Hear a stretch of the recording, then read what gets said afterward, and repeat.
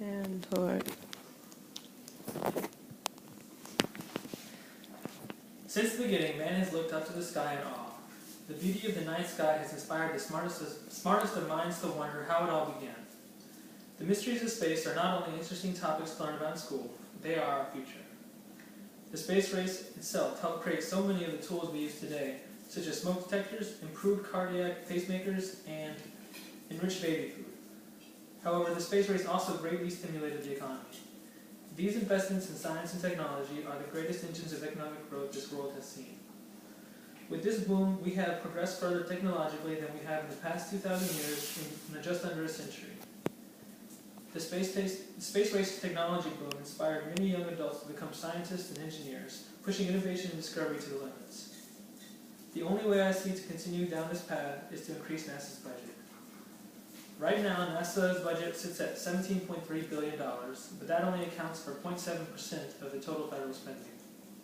I believe the only way to maintain our status as an international leader is to increase NASA's budget to at least 1% of the federal budget. In 2007, astrophysicist Neil deGrasse Tyson wrote in Parade magazine that we could lose everything that Apollo, Air, and NASA gave to our country.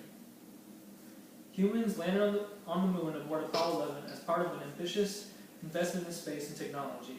The enterprise drove a half-century of unprecedented wealth and prosperity that today we take for granted.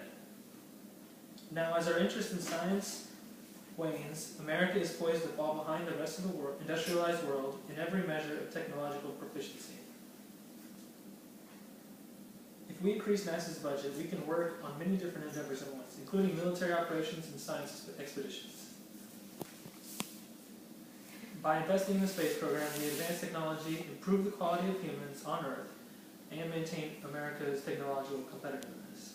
During the Cold War and our race to the moon alone, we created handheld vacuum cleaners, safer runways, car crash technology, plane wingtips, hang gliders, dental braces, heart surgery, life support for patients, artificial limbs, and satellite television. We are investing in our future. Investment in NASA drove America to the top. However, less and less funding is threatening to topple our international leadership and prosperity. In 2007, U.S. Representative Ken Calvert explained the benefits in raising the budget. Goods and services relying on space infrastructure generates more than $100 billion in direct revenue and enable important industries that are much larger. Increasing NASA's budget yields enormous returns in capital and industrial development. We need to increase NASA's budget to spur our economy and inspire a new generation of scientists and engineers. In 2004, China graduated 500,000 engineers, while the U.S. only graduated 70,000. Even taking into account population size, China is still ahead of us in this regard. The year before, only 3 U.S. companies ranked among the top 10 recipients of patents.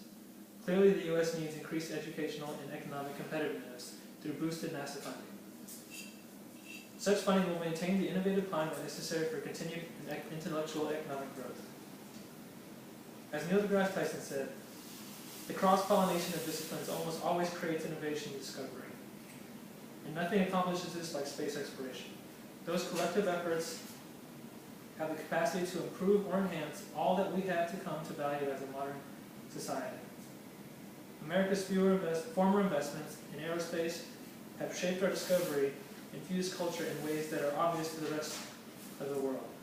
But we are a sufficiently wealthy nation to embrace this investment for tomorrow, to drive our economy, our ambitions, and above all, our dreams.